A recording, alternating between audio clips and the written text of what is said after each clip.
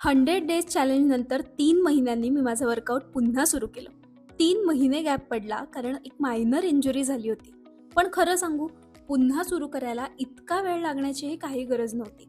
पण मला पुन्हा एक्सरसाइज सुरू करण्याचा कॉन्फिडन्सच येत नव्हता. काही वेळा प्रयत्नसुद्धा केले, पण पुन्हा त्रास सुरू व्हायचा. मग ठरवलं, आता वेळ घ्यायचा. या दिवसांमध्ये मी माझ्या माइंडसेटवर काम केलं.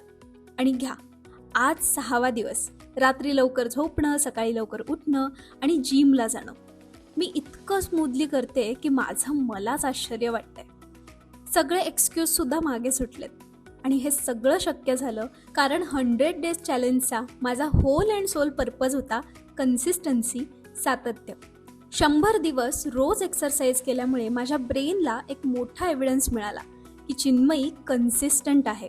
आणि हीच कन्सिस्टन्सी तुम्हाला माझ्या यूट्यूब व्हिडिओमध्ये सुद्धा दिसेल. म्हणूनच मी म्हणते, सगळं शक्य आहे, फक्त स्वतःवर विश्वास आणि पेशन्स असायला हवा. अजून अशा व्हिडिओसाठी फॉलो नक्की करा.